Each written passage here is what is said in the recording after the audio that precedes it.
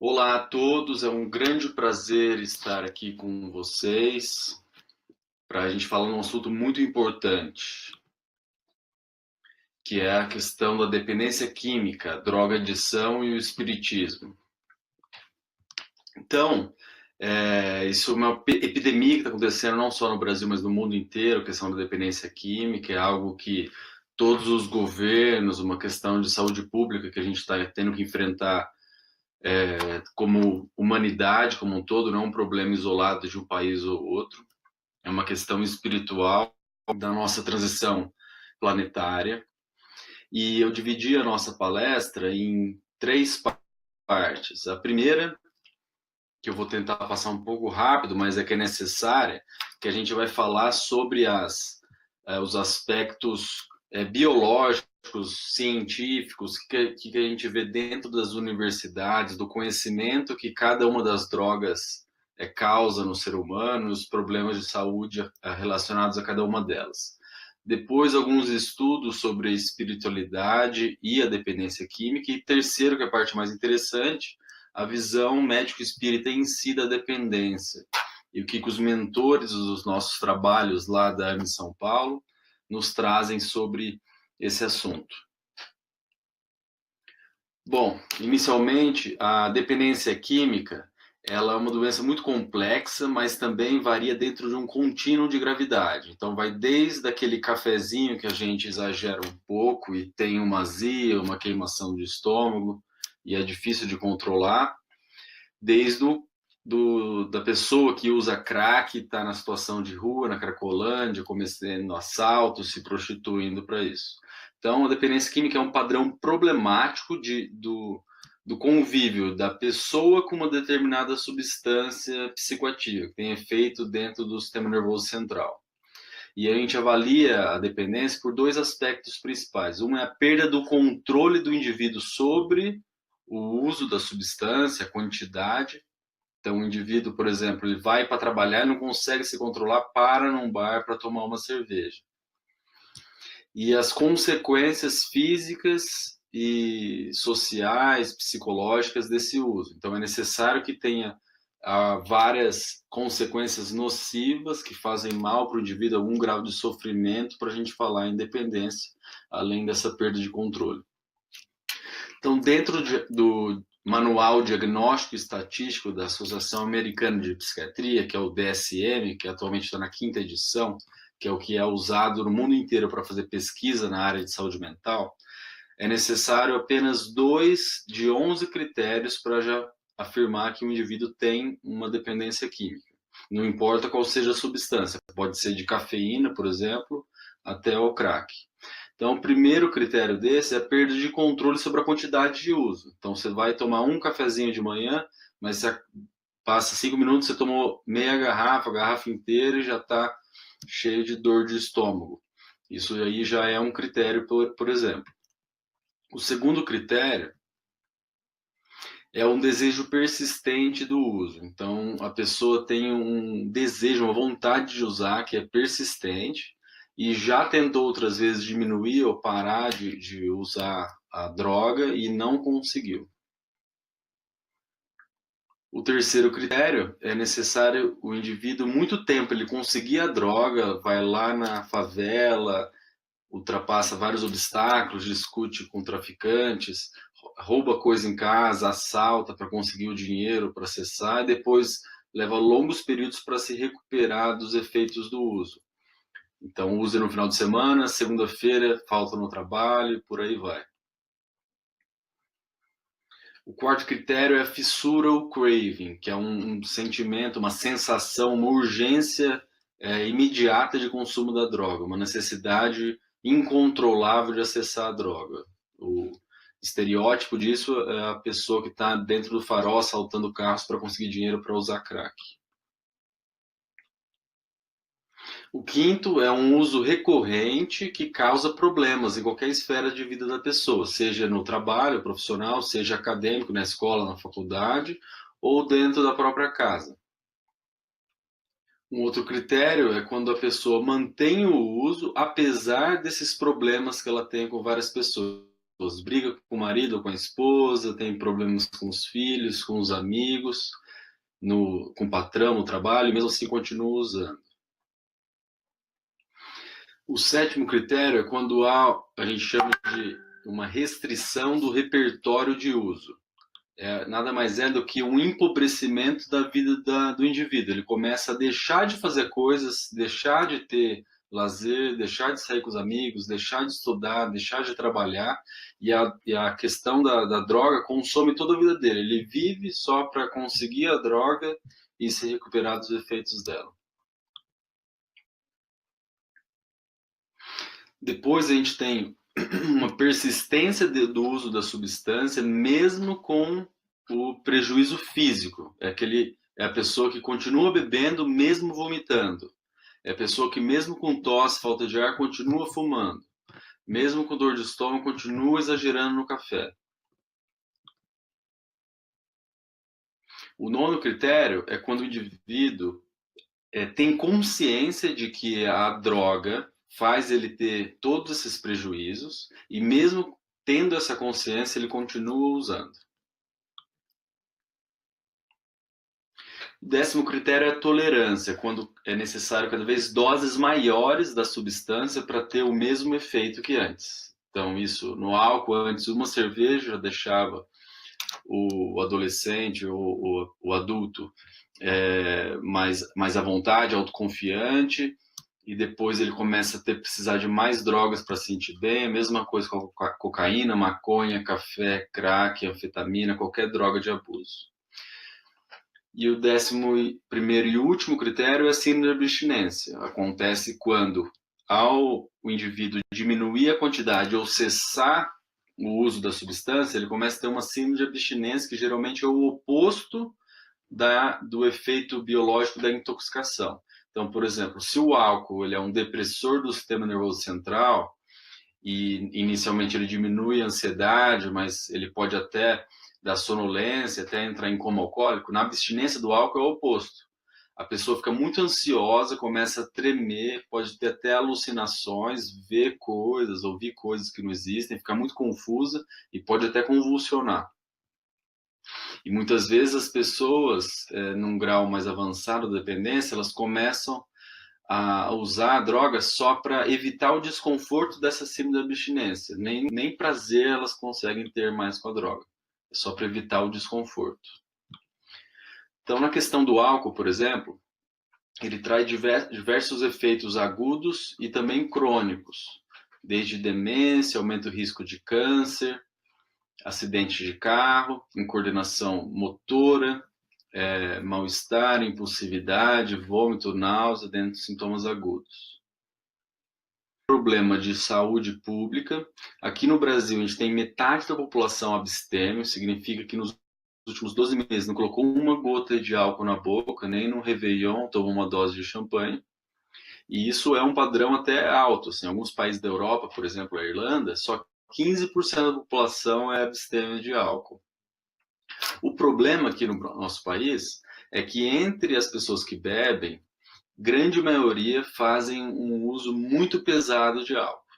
E dentre os homens, 11% dos homens brasileiros são dependentes de álcool, é um número bem alto.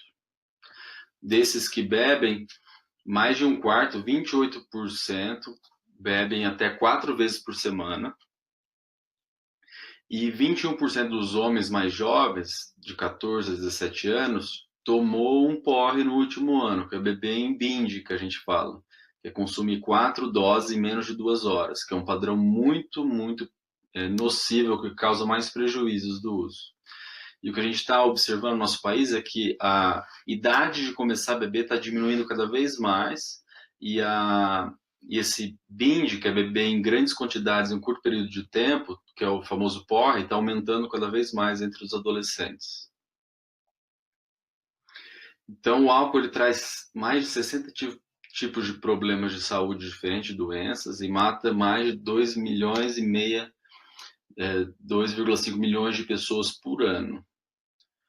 Então, desde pancreatite, acidente de trânsito, câncer de cólon, doenças hepáticas, demência alcoólica, e é muito comum dentre os indivíduos que bebem com frequência ter deficiência de algumas vitaminas, por exemplo, o ácido fólico, a B9, a vitamina B12, a B1, que é a tiamina, que causam déficit, dificuldades de memória, depressão, pode até parecer o Alzheimer, que é um tipo de demência alcoólica que pode ser revertida com parando de beber e repondo essas vitaminas. Então, a síndrome de abstinência de álcool, ela começa já com 12 horas, quando a pessoa diminui a quantidade de bebida habitual ou mesmo para de beber. E pode demorar até 2 dias para começar. E a pessoa treme muito, fica com muita ansiedade, ela sua frio, coração dispara, pode começar a ver coisas, bichinhos pequenos, alucinações liliputianas, que a gente fala de pequenos bichos, coisas pequenas se mexendo, fica confusa e pode até ter convulsão, que a gente chama de delirium tremens, que a mortalidade chega a 10% sem assistência médica. Nesses casos mais graves, que a pessoa treme muito, fica confusa, vê coisas e convulsiona, é necessário ir para o hospital, porque tem risco de morte de fato, e aí o tratamento é dentro do hospital, com diazepam ou lorazepam, para evitar essas convulsões. E essa abstinência pode durar até 10 dias nos casos mais graves, aqueles indivíduos que bebem 1 litro ou mais de destilado por dia. Dentro do tratamento de dependência de álcool, as 3 principais drogas, segundo a Associação Americana de Psiquiatria, são a naltrexona, que tem no nosso SUS aqui no Brasil, o antietanol, que é o disulfiram, que também tem de graça pelo SUS aqui. O naltrexona tem no SUS aqui por São Paulo, outros estados não tem, depende de cada município, às vezes de cada estado, né? O acamprosato é uma ótima droga, mas não tem no Brasil, infelizmente, ainda. Outras substâncias, por exemplo, topiramato, ele é ótimo para impulsividade em geral, ele é gratuito apenas para pacientes do CRATOD, que é o Centro de Referência de Álcool, Tabaco e Outras Drogas, onde eu trabalhei por 4 anos. Baclofeno, que é um relaxante muscular que funciona bastante para mulheres com dependência de álcool. E o tratamento é feito dentro do Centro de Atenção Psicossocial, que é o CAPS-AD, pelo SUS, que todo bairro aqui de São Paulo tem, e as cidades que não sejam muito pequenas devem ter também. Ou os municípios têm convênios com outros municípios maiores para fazer esse tratamento pelo SUS. No tabaco, que é o cigarro principalmente, né, ele traz problemas agudos e crônicos, como qualquer outras drogas, e o que a gente sabe principal é a questão do câncer, do enfisema pulmonar, que é a doença pulmonar obstrutiva crônica, que é o DPOC, e mais de 10% da nossa população é dependente de cigarro. Há alguns anos atrás, isso era 17%, por isso que o Brasil é elogiado bastante em termos de saúde pública por ter reduzido em termos populacionais a dependência de cigarro. Então, mais da metade das pessoas com 35 ou mais anos de vida já fumaram alguma vez na vida. E a predominância masculina, que era algo cultural, ela vem diminuindo. O alvo da indústria de cigarro atualmente são as mulheres jovens de baixa renda. São as mais vulneráveis, que estão ficando mais dependentes de cigarro. E uma questão impactante do cigarro é que 90% dos casos de câncer de pulmão podem ser prevenidos se as pessoas pararem de fumar. Então, isso aqui chama risco atribuível populacional. Significa se acontecer um milagre e não existir mais cigarro amanhã, 90% dos casos de câncer de pulmão vão deixar de acontecer, porque 90% desses casos são devido ao cigarro. Mas fora todas as doenças cardiovasculares, infarto, AVC, câncer de boca, de garganta, de laringe, de esôfago, insuficiência respiratória, tudo isso o cigarro traz. 6 horas já é suficiente para causar uma abstinência de cigarro, de tabaco, né? E aí a pessoa fica irritada, fica uma vontade intensa de fumar, sente depressão, mau humor, ansiedade, insônia, tem aumento do apetite e dificuldade de concentração. Existem vários tratamentos muito efetivos para conseguir se parar de fumar. Os melhores profissionais para auxiliar isso é o psiquiatra ou o pneumologista. Então, tem desde a vareniclina, que é o Champix, que é uma medicação muito cara, mas muito eficiente. A bupropiona, que é um tipo que ajuda a diminuir os sintomas de abstinência. A nortriptilina, que é outro antidepressivo que tem pelo SUS, que teria que tomar à noite, porque ele dá um pouco de sono, mas ele também ajuda a parar de fumar. Os próprios adesivos de nicotina e as gomas e as pastilhas de nicotina também auxiliam no tratamento. A cocaína e o crack. Então, o uso na vida da cocaína por estudantes no Brasil é cerca de 2% da população, e de crack é de 0,7%. E, pasmem, nos Estados Unidos, o uso na vida de crack chega a 2,6%. Lá é muito maior. A questão da dependência química nos Estados Unidos é algo muito pior que aqui no Brasil. Lá a sociedade, por seus valores, que a gente vai falar posteriormente, está sendo muito mais impactada por essa questão. O uso na vida de cocaína nas maiores cidades do Brasil foi acima de 2,3% da população em geral, né? E cerca de 1% da população brasileira é dependente de cocaína. Nos Estados Unidos, mais de 11% das pessoas já usou cocaína alguma vez na vida.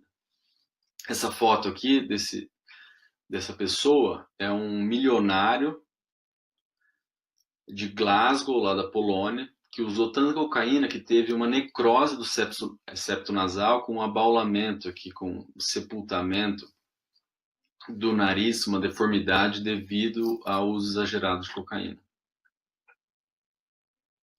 O crack, ele está dentro eu estou falando aqui dentro da cocaína porque ele é um derivado da pasta base da cocaína. Então, dentro do processo de fazer da cocaína, lá da planta da coca, que é um arbusto lá dos Andes, da Bolívia, da Colômbia, na época dos Incas, é nativo daquela região, tem a pasta base que pode ser usada para fazer o crack. Então, essa foto aqui do meio é a pasta base da cocaína, que é usada para fazer o crack, que é a esquerda, ou a cocaína, que é a direita. Então, o crack, como ele é fumado, ele entra no pulmão, já vai direto para o coração, parte direita do coração, depois a parte esquerda e vai para o cérebro, é bem rápido. Então, quanto mais rápido, mais vicia. Já a cocaína, ela é absorvida pela mucosa nasal e ela demora um pouco mais para chegar ao cérebro. Então, o efeito agudo da cocaína, como do crack, causa euforia, um aumento da dopamina, que é um neurotransmissor, que dá aumento de energia, uma diminuição da fome, mas o uso crônico gera efeitos desconfortáveis. Então, a pessoa sua frio, tem palpitação, insônia, taquicardia, hipertensão, ansiedade, dor no peito, pode ter ataque de pânico. Os usuários muito pesados e crônicos, ele tem uma persecutoriedade, acha que tem alguém atrás dele querendo perseguir, e a polícia está atrás dele, é o chamado de paranoia ou noia no termo dos moradores de rua. E isso predispõe muito a um surto psicótico, que é quando a pessoa rompe com a realidade, começa a ouvir e ver coisas que ninguém mais vê e começa a ter uma certeza absoluta, inabalável, de que alguém está perseguindo ela, mesmo sem nenhuma evidência de que isso esteja acontecendo. E não tem nenhuma medicação aprovada que combata a dependência da cocaína e do crack, nem pela Anvisa, aqui no Brasil, nem pelo FDA, que é a versão da Anvisa norte-americana. O que a gente tem é algumas medicações que diminuem os sintomas de abstinência, tornam eles mais suaves e que controlam um pouco a fissura, o desejo intenso de usar. Mas não tem nenhuma droga muito específica que tenha um efeito muito significativo. É importantíssimo aqui o tratamento multidisciplinar, com terapia, entender a função da droga para o indivíduo, qual que é o papel que ela cumpre, o papel simbólico da droga, um suporte psicossocial, um suporte da família e principalmente a parte da espiritualidade, que tem muita evidência em ajudar essas pessoas a transcender e a superar o vício. A maconha é a droga ilícita mais usada no Brasil e no mundo. Aqui no Brasil, mais de 8% já usaram maconha. Na Alemanha é metade disso, 4%. No Reino Unido, que inclui a Inglaterra, é um quarto da população já usou, 25%. Nos Estados Unidos, mais de um terço já usou, mais de 34% já usou maconha. E dentre as crianças de rua, totalmente desprovidas de qualquer suporte, o uso é muito maior, né? Mais de 40% já usaram. Isso aqui mostra o quanto que o aspecto social implica na vulnerabilidade da pessoa a desenvolver uma substância ou não.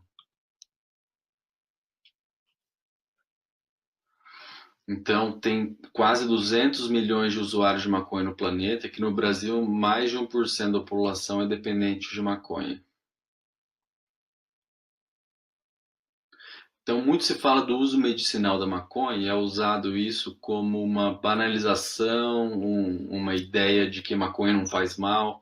Então, de fato, existem algumas evidências da maconha ela ter um efeito diminuidor em pacientes com uma dor neurológica, que a gente chama de neuropática crônica por câncer, por exemplo. No glaucoma crônico, e no alívio de espasticidade, que é uma contração muscular prolongada em pacientes que têm esclerose múltipla. Então você vê que são casos bem específicos aqui que ela pode ter algum tipo de auxílio no tratamento, né? Já tem baixa qualidade os estudos, ou seja, pouca evidência científica que ela ajude na náusea e nos vômitos da quimioterapia, que ela estimule o apetite em quem tem HIV ou AIDS, no distúrbio do sono ou pacientes que têm tique, uma síndrome de Tourette, que é aquele que fala palavrão, tem tiques vocais involuntários. Ela não ajuda muito, não. E a gente tem que tomar cuidado porque a maconha ela pode aumentar o risco de dependência de opioides. Então, nos Estados Unidos, por exemplo, eles estão com uma epidemia de uso de oxicodona, que é um derivado da morfina em comprimido. E muito se fala que você liberar a maconha poderia reduzir a dependência de outras drogas, mas tem muitos estudos mostrando que não, que é o oposto que pode acontecer, que não é tão simples assim. Além disso, quem tem pressão alta, o uso de maconha aumenta mais de 3 vezes o risco de morte por complicações. E quanto mais o uso da maconha, maior o risco de morte em quem tem pressão alta. E algo muito importante que é o uso, quanto mais precoce, principalmente antes dos 8 anos, ele aumenta o risco de doenças psiquiátricas e psicose, por exemplo, esquizofrenia ou transtornos muito parecidos com a esquizofrenia. Por isso que é tão importante os nossos jovens não fazerem uso de maconha. Durante o cérebro em desenvolvimento, a maconha é muito, muito deletéria e perigosa e aumenta o risco de transtornos graves psicóticos. E também não há uma medicação específica para o tratamento de maconha. O lítio, o dronabinol, eles podem ajudar um pouquinho na síndrome de abstinência. Tem um estudo preliminar de N-acetilcisteína, mas nada que funcione muito bem para dependência de maconha. É um transtorno de difícil tratamento e o tratamento multiprofissional, com psicoterapia, terapia ocupacional, suporte familiar são os mais importantes, além, é claro, da espiritualidade, que tem um impacto significativo na prevenção e no tratamento dessas dependências. Então, aqui é muito comum, dentro da área da dependência química, né, acontecer uma comorbidade, ou seja, a pessoa tem um outro transtorno psiquiátrico e passa a fazer uso da droga como uma tentativa de automedicação. O exemplo mais comum, mais fácil de entender, é a pessoa que é muito tímida, muito ansiosa, a gente chama isso de fobia social, que tem medo absurdo de falar em público, fica muito desconfortável em interagir socialmente. Ela percebe que tomando uma cerveja ou qualquer outra forma de álcool, ela se sente um pouco menos incomodada. E aí começa a beber com frequência e cada vez mais pelo mecanismo da tolerância para conseguir lidar com esse desconforto. Então, é muito bom para nós psiquiatras quando a gente encontra uma pessoa assim, porque você trata a fobia social, você trata a ansiedade dela, a necessidade dela beber vai diminuir diretamente. Então você vai melhorar as duas coisas muito facilmente e vai conseguir ter uma eficácia no tratamento muito grande. A depressão e a nicotina também é importante. Você trata a depressão, ajuda a pessoa a conseguir parar de fumar. E a cocaína é comum em transtorno de humor, por exemplo, transtorno bipolar, na própria depressão. A pessoa quando deprimida usa cocaína para sentir um pouco melhor. No TDAH, que é o transtorno de déficit de atenção e hiperatividade, transtornos de personalidade e também codependência com álcool. Então, na psiquiatria, a gente trata essas comorbidades, você entende o indivíduo, quem a pessoa é, você entende quais são os problemas primários dela, quais são as maiores dificuldades que ela teve na vida ainda antes de começar a usar a droga, e você melhorando a qualidade de vida dessa pessoa, tratando todas essas comorbidades, a função da droga vai diminuir. Ela vai ter uma menor necessidade de buscar auxílio da droga. Então é muito comum que as pessoas usem drogas como uma tentativa de se automedicar, de ter um alívio imediato para um sofrimento latente que estava lá desde o início. Então, muito se falava até a década de 70, de uma maneira muito simplista, reducionista, que o que causa dependência química é a droga. Então, da mesma maneira, por exemplo, da tuberculose. O que causa tuberculose? É o bacilo de Koch. Se a pessoa respirar o bacilo de Koch, ela desenvolve tuberculose. Se não tiver bacilo de Koch, ninguém tem tuberculose. Se fazia o mesmo raciocínio para dependência química. Então, se não houvesse álcool, não existiria dependência de álcool. Se não houvesse cocaína, não existiria dependência de cocaína. E esse estudo aqui, 78, que foi batizado como Ratolândia, veio questionar essa ideia simplista reducionista. Porque não é todo mundo que já experimentou álcool e desenvolve dependência de álcool. E a mesma coisa para qualquer tipo de substância. Então, esse estudo ele fez o seguinte, ó, ele pegou dezenas e dezenas de ratos e sorteou esses ratos para dois grupos diferentes. Num dos grupos, eles iam para uma ratolândia, que era uma área bem extensa, cheia de vegetação, brinquedos, vários estímulos interessantes, desafiantes, e vários outros ratos, machos e fêmeas, para os ratos interagirem. Então, era muito rico em estímulos esse ambiente aqui, muito interessante, os ratos podiam explorar e fazer o que quisessem. Já a outra metade dessas dezenas de ratos foram sorteados para ficar numa gaiola em que não tinha nada para fazer. E todos esses ratos, antes deles serem divididos nesses dois grupos, eles eram, dentro do laboratório, viciados em morfina. Então, eles tinham uma barrinha que eles apertavam em que eles ingeriam a morfina a hora que eles quisessem. E todos os ratos viciados em morfina foram divididos nesses dois grupos. Então, o impressionante desse estudo é que no grupo da Ratolândia, que tinha vários ambientes diferentes, outros ratos para eles interagirem, brinquedos, etc., os ratos começaram a lutar, a suportar a abstinência da morfina, então parar de se auto-ingerirem morfina, parar de bater a barrinha para ingerir a droga, para poder ter tempo de explorar o ambiente e fazer as outras coisas. Agora, nos ratos que ficaram na gaiola, que não tinham mais nada para fazer, eles se auto-administraram morfina até morrer. Então, esse estudo mostrou de maneira bem didática, bem simples, o quanto que o ambiente interfere na questão da dependência química.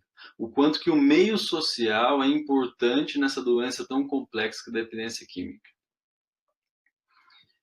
E qualquer coincidência em relação à nossa sociedade, aos nossos dias, não é mera coincidência. Então, um jovem que nasce desse lado esquerdo aqui, que não tem escola de qualidade, não tem uma quadra para praticar esportes, tem uma família desestruturada, tem que vivenciar um tiroteio quase todo dia, e dentro do meio que o bem visto, o popular da comunidade é aquele que trafica droga, é o mais bem visto e respeitado, é muito difícil dele suportar. Então, tem um ambiente muito propício para que ele entre no meio da dependência química e do tráfico de drogas. Já nesse outro cenário aqui, que ele pode ter uma piscina dentro de casa, uma quadra poliesportiva, pode fazer inglês, pode praticar tênis, praticar futebol, N outras atividades, tem uma família estruturada, ele tem muitos outros recursos que vão competir com a questão da dependência química. Então, por isso que é tão importante o meio que a gente está, a nossa sociedade, em termos de dependência química. Qualquer pessoa que tem problema com alguma substância, com alguma droga, ele vai estar em algum desses estágios aqui. O primeiro chama pré-contemplação, é quando a pessoa ela nem cogita que a substância que ela faz uso causa algum prejuízo para ela. Então ele está totalmente na negação. E ele falou assim, não, eu fumo, mas isso aqui, quem tem câncer é só os outros, eu não vou ter nada, eu não vou infartar, eu sou especial. No estágio seguinte, que é a contemplação, é o mais comum que as pessoas estão, que elas vivem na ambivalência. Então elas começam a perceber que parte dos problemas que elas enfrentam é por causa da droga. Então minha memória não está tão boa, eu estou tendo dor de cabeça de manhã faltando no trabalho porque eu estou exagerando no álcool. Mas por outro lado, o álcool eu me sinto bem, ele faz eu ficar menos tímido, faz eu dar risada com os amigos. Então ele fica nessa dicotomia, nessa ambivalência que a gente chama. Então ele tem algumas percepções que a droga faz mal e tem outras percepções que ele tem um prazer no uso imediato da droga, mas ele não se decide o que ele vai fazer a respeito. No próximo estágio chama determinação, é quando cai a ficha, a pessoa percebe que se ela continuar usando a droga do jeito que está, ela vai morrer, vai ficar presa, vai dar ruim, né? Que não é inteligente ela continuar usando a droga. E ela determina buscar ajuda, fazer alguma coisa nesse sentido. O próximo estágio é ação, quando a pessoa de fato faz algo a respeito. Então ela vai buscar um médico, ela vai buscar um psicólogo, ela vai buscar dentro da sua fé algum recurso que ajude a diminuir e parar o uso de drogas. Então ela começa a fazer algo a respeito, ela está em ação para tratar o problema. E o último estágio, que ele é permanente, que é a manutenção, que é pelo resto da vida, pelo menos dessa encarnação, o indivíduo vai ter que lutar contra a recaída.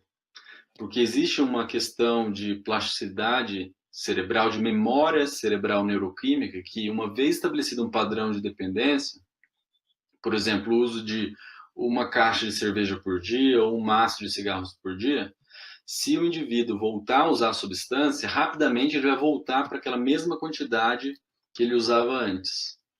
Existe uma memória, como se fosse uma mola que puxa a pessoa. Então é muito difícil, eu nunca vi, e não sei de relatos confiáveis na literatura médica, de pessoas que consigam, depois de um período da vida com uma dependência grave, então vai parar na Cracolândia por uso de crack, que consiga fazer um uso controlado dessa substância. Pode demorar dias, semanas ou até meses, mas se a pessoa voltar a usar, ela vai cair naquele padrão de uso pesado como era antes de voltar a ter problemas com isso. Então, mais de 80% de todos os estudos já feitos sobre dependência química e espiritualidade mostra um fator protetor em indivíduos que têm a dimensão espiritual mais robusta em relação a desenvolver algum problema com alguma substância.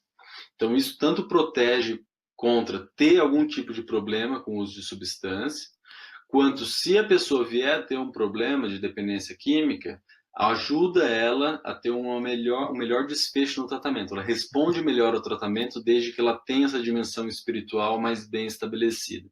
E a gente usa escalas que o indivíduo responde algumas perguntas e que é para a gente mensurar isso em termos matemáticos, o quanto que o indivíduo tem uma dimensão espiritual, religiosa, robusta ou não.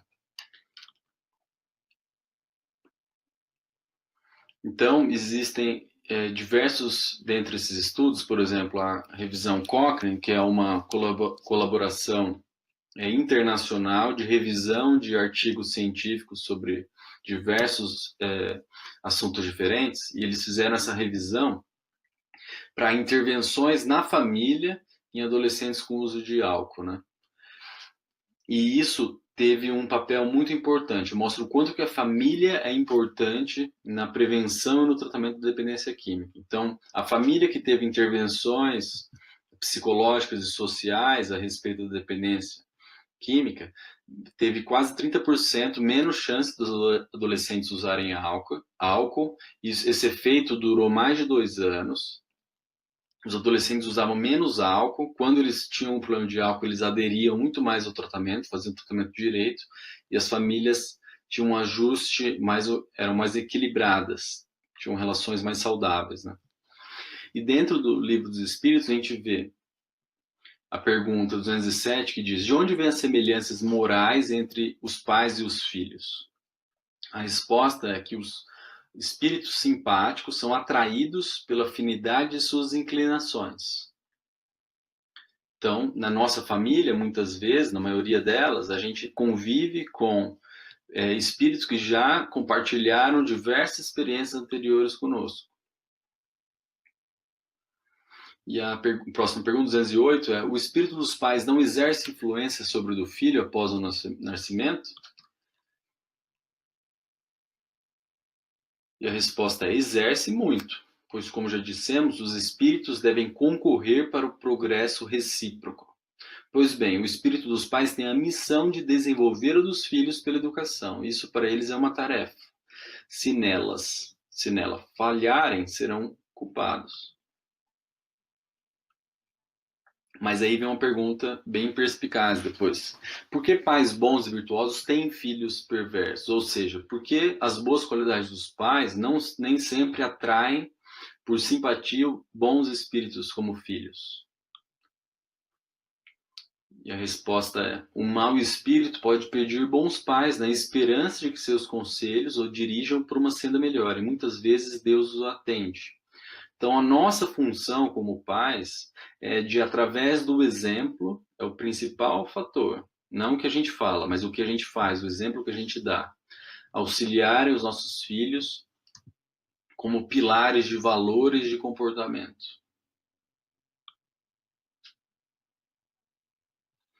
E dentro da Missão Paulo, a gente tem o Instituto de Saúde, que é em parceria com a Casa Espírita Caibar Schutter, que é vizinha de muro com a Missão Paulo.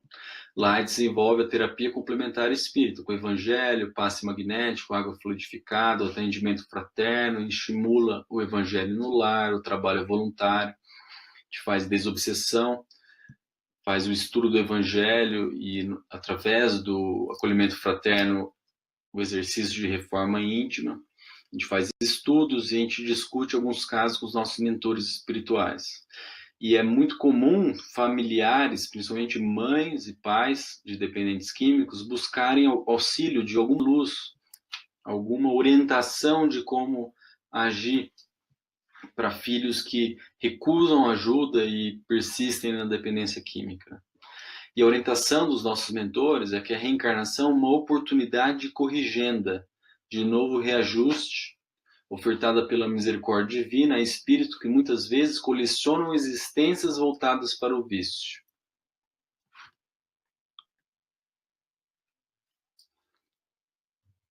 E a maior pergunta dos pais é: eu sou responsável, eu sou culpado por isso?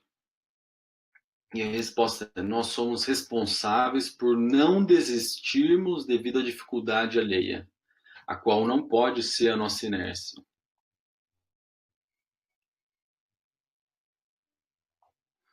Então, dentro da questão 642 do Livro dos Espíritos, será suficiente não se fazer o mal para ser agradável a Deus e assegurar uma situação futura? A resposta é não. É preciso fazer o bem no limite das nossas forças, pois cada um responderá por todo o mal que tiver ocorrido por causa do bem que deixou de fazer. Agora, é muito comum pais que, no afã, na agonia, no ímpeto de ajudarem seus filhos, acabam piorando a dependência. Então, o exemplo mais clássico disso é o pai ou a mãe que dá dinheiro para o filho comprar droga na boca de fumo, para que ele não vá e assalte, não vá na rua e trafique para conseguir esse dinheiro. Mas, o que esse comportamento ele diz nas entrelinhas?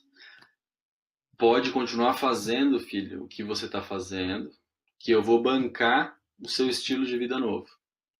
Eu concordo com você e estou financiando você se acabar com a substância. Eu te dou teto, comida, roupa lavada e dinheiro para você continuar fazendo direitinho o que você continua fazendo. Então, o mais difícil dessa situação é a gente amar o próximo como a nós mesmos. Então, não nos permitirmos adoecermos juntos perante os nossos familiares que estão fazendo essas escolhas negativas. E isso é o mais difícil, é o mais cruel, na minha opinião, em ter um familiar com dependência química. É o maior desafio que pode ter para uma mãe ou para um pai, é ter que lidar com isso, porque não é um limite muito claro entre o certo e o errado, mas a gente não pode alimentar esse padrão. O que a gente faz é fala muito mais alto do que o que a gente fala nessas questões. E os mentores trazem que, para esses pais, é importante entender que a cada coração cabe suas próprias escolhas. A nós cabe a renovação dos votos de amparo, a energia da escolha em continuar sustentando o amor ao filho que o Criador nos confiou. Então, é nunca deixar de estender a mão, mas é uma mão estendida condicional. Então, eu vou estender, eu vou estar 100% aqui para você, filho, desde que você aceite o tratamento. Eu não concordo com você se destruir usando droga, e eu vou ser fiel a esse valor, eu não vou financiar o seu uso. Eu vou estar aqui sempre, minha casa vai estar sempre aberta e meu coração nunca vai deixar de te amar, e eu vou estar sempre à disposição desde que você aceite ajuda. Senão a gente vai estar ajudando nossos familiares a afundarem e a cometer esse verdadeiro suicídio parcelado que é a dependência química. Então, os mentores trazem que na relação de uma mãe com um filho não há distância e nem tempo que apague isso. E cedo ou tarde, esse amor pode ser o único recurso, o único alimento disponível para esse ser, para esse espírito, que ele pode usar como porto seguro para recomeçar suas escolhas e caminhos.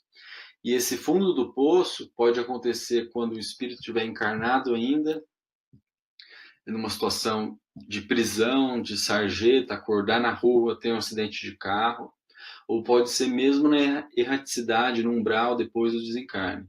Mas em algum momento, mesmo que o indivíduo não aceite ajuda e não pare de usar droga, esse momento vai acontecer, esse fundo do poço vai acontecer, e a lembrança desse amor da mãe e do filho vai ser o único porto seguro que o espírito vai poder usar para recomeçar suas escolhas e caminhos. Então, a relação de mães e pais de filhos dependentes é uma oportunidade para relevar questões pessoais,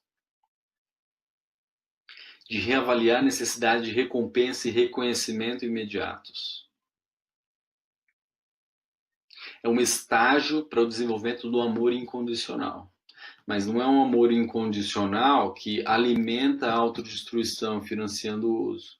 É um amor que vai persistir a todo tempo, sempre ofertando ajuda desde que aquele espírito aceite essa ajuda. E é um reflexo de como nos amamos, nos enxergamos e nos aceitamos, porque Jesus já nos disse que a gente pode amar o próximo assim como nós amamos a nós mesmos. A gente não consegue, não é possível a gente amar alguém mais do que a nós mesmos. Se a gente se autodestruir para cuidar do outro, na verdade a gente está alimentando a autodestruição do outro. Então, uma mãe que adoece, se deprime, deixa de ter uma vida equilibrada para poder financiar, pagar as contas do filho que está se afundando em drogas, isso não é amor, isso é dependência. Isso é falta de coragem e humildemente eu reconheço que quando na prática a teoria é diferente, né? Quando a gente vê um filho afundando desse jeito, ter uma coragem, uma posição firme de não alimentar isso é muito difícil. Isso é o mais desafiador nesses casos.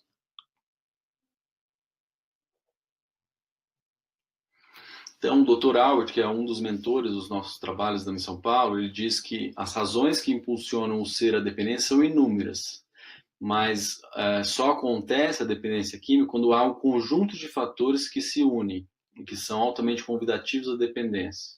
Então, ninguém continua usando uma droga que está te destruindo por acaso. Existem vários fatores associados para justificar essa autodestruição.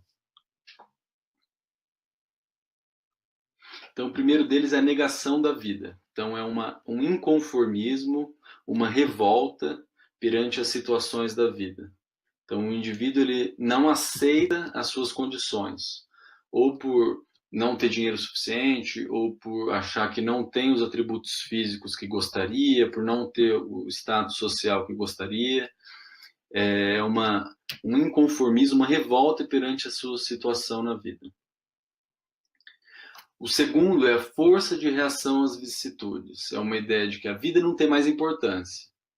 Eu não gosto daquilo que eu vivo, da minha situação. Isso me machuca, mas eu posso transcender isso com as drogas. Se não houvesse essa força de reação às vicissitudes, o indivíduo iria simplesmente se deprimir. Ia ficar o dia inteiro na cama, sem energia, sem vontade de reagir, que seria uma depressão. Mas o indivíduo dependente químico, ele tem essa força espiritual aqui voltada para o lado sombrio, para uma autodestruição. Mas existe essa força, ele vai reagir e usar drogas, porque isso faz ele transcender, ele sair daquele estado de sofrimento, mesmo por alguns segundos, e ele vai usar isso. O terceiro é a adesão à disciplina, porque muitos dependentes precisam roubar, precisam traficar, precisam enfrentar, atravessar a favela, discutir com o traficante para usar a droga. Então há muita energia e muita disciplina de continuar fazendo isso dia após dia, mesmo tendo todos os prejuízos. Então é uma força do espírito aqui voltada para o lado sombrio de autodestruição, mas não deixa de ser uma potencialidade desse espírito. E o quarto é a questão orgânica, viciação do sistema de recompensa cerebral, que é algo biológico muito bem reconhecido cientificamente, que os mentores mesmo reconhecem essa questão biológica, que a dependência ela rouba o nosso sistema de recompensa cerebral, que é aquilo que nos motiva para fazer questões do dia a dia. Buscar um alimento, buscar um conforto físico, buscar sexo, buscar uma comida saudável, buscar coisas que dão prazer, seja um cafezinho, uma conversa com os amigos. E a droga ela rouba essa capacidade de ter prazer com as coisas cotidianas. E segundo um outro mentor dos nossos trabalhos, que é o Pequeno Amigo, que foi um médico chinês, há dois fatores que também nos ajudam a entender a formação, por que o indivíduo se torna dependente químico, e ao mesmo tempo servem como fatores de prevenção se a gente agir desde a tenridade no lar nesses fatores. O primeiro deles é o imediatismo, a necessidade de ter tudo imediato, aqui e agora. É a geração fast food, aos nossos valores, a sociedade, que a gente não tem paciência para nada, que é tudo aqui e agora. O estudo que mais descreve isso de uma maneira mais interessante é a experiência do marshmallow, que inicialmente foi realizada numa universidade nos Estados Unidos, na década de 70, que pegava dezenas de crianças, na verdade foram centenas de crianças, e colocavam ela com um pesquisador numa sala. Esse pesquisador, ele falava, ó, aqui está um marshmallow, e se você conseguir não comer o marshmallow enquanto eu estiver fora, quando eu voltar, você vai ganhar 2 marshmallows. E aí o pesquisador saía da sala. E aí essas crianças ficavam se contorcendo, tentando resistir à tentação de comer um marshmallow para tentar ganhar 2. E algumas conseguiam e outras, muitas vezes, não conseguiam resistir à tentação. Esse experimento foi muito interessante, mostrou o seguinte, na década de 70, o tempo médio para a criança consumir o marshmallow foi de 8 minutos, que ela conseguia esperar. E as crianças que conseguiam esperar mais tempo, isso foi como se fosse uma bola de cristal que, de fato, seguindo essas crianças ao longo das décadas, até hoje elas são seguidas, elas tiveram mais sucesso profissional, são mais felizes, menos problemas com criminalidade, menos índice de divórcio, mais realizadas como seres humanos, mais equilibradas. E aquelas que resistiam menos tempo, que tinham menos autocontrole, tinha essa questão do imediatismo mais forte e com consequente menos autocontrole, tiveram mais problemas, então menos felizes pessoalmente, mais divórcio, mais índice de criminalidade, menos sucesso profissional. O interessante é que repetiram essa experiência agora, no século XXI, no início da década dos anos 2000, e o tempo médio que as crianças conseguiram resistir caiu para 4 minutos. Então, isso caiu pela metade. Isso reflete os nossos valores, o quanto que a gente está ensinando as nossas crianças a se autocontrolar, a ter esse domínio próprio. Isso é um fator de predisposição à dependência química.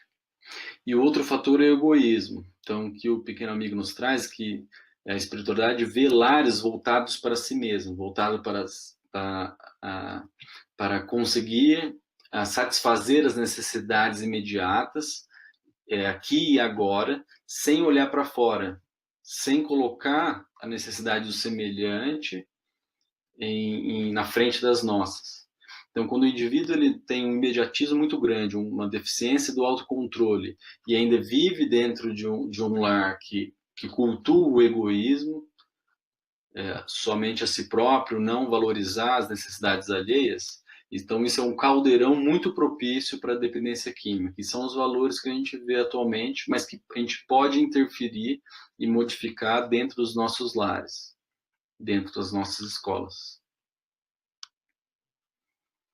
Então, para finalizar, o dependente químico, ele é, antes de tudo, um dependente psíquico, de uma maneira de pensar, de uma maneira de entender a vida, a si mesmo e aos outros.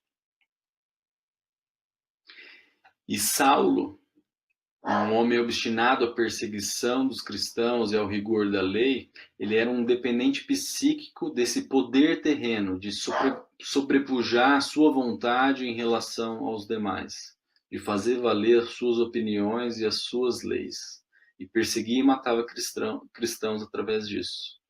E quem, exceto Cristo, poderia crer na sua capacidade de utilizar esses mesmos recursos de disciplina, de adesão e repetição, antes a serviço da perseguição dos cristãos, agora disponíveis a torná-lo exemplo de amor, abnegação e sacrifício através da sua transformação em Paulo, o apóstolo dos gentios.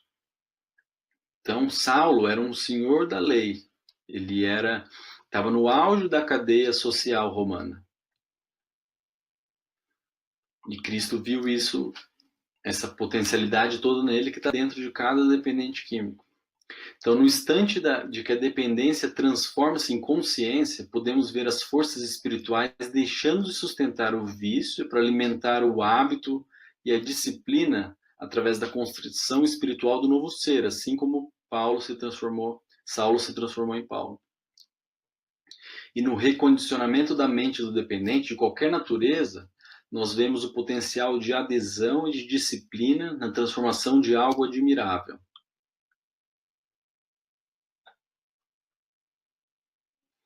Então, os principais meios de transformação é uma necessidade de substituição dessa satisfação imediata que a droga traz por algo intermediário, como um substituto temporário, pelo menos. Então, não é por acaso que a gente vê as religiões pentecostais com um alto índice de sucesso nessa química. Muitos dependentes graves, ao se converterem dentro de algumas igrejas evangélicas, eles conseguem fazer essa transição. Então, por exemplo, através da ideia da salvação imediata, da ideia que basta aceitar Jesus, que todos os pecados foram redimidos. Então, basta ele se converter, de que tudo que ele fez é apagado milagrosamente. Então, essa ideia ajuda muitos dependentes químicos a terem essa mudança, que pode promover até alguns valores, até alguma melhora. Há uma nova possibilidade, outros estilos de vida, outros valores, outras escolhas. Mas sabemos que não bastou a escolha sincera do apóstolo Paulo em aceitar o mestre na estrada de Damasco. Foi necessária a sua caminhada a cada local para vivenciar, para testemunhar essa transformação. Então, isso vai ser necessário. Essa vivência, esse testemunho dessa transformação. Mas antes precisa ter um start inicial para parar de usar a droga. Então, as mesmas forças responsáveis por lançar os nossos irmãos aos sentimentos mais inferiores e primitivos do consumo de drogas, elas também são capazes dos processos de transcendência, através da ação construtiva, da prece, do encontro verdadeiro com semelhantes, lançando-os a uma nova e verdadeira existência.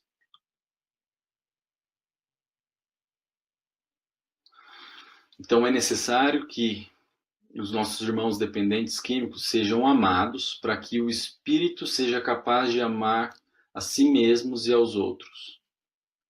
Então, na dependência química, o espírito encarnado ele ainda não é capaz de se amar. E a gente precisa ajudá-lo a aprender isso, para ele conseguir amar a si mesmo e aos outros. Porque o amor é o único antídoto para o ser vencer a si mesmo. Obrigado. Espero que tenham aproveitado e continuem no nosso curso, que é um prazer enorme tê-los conosco aqui.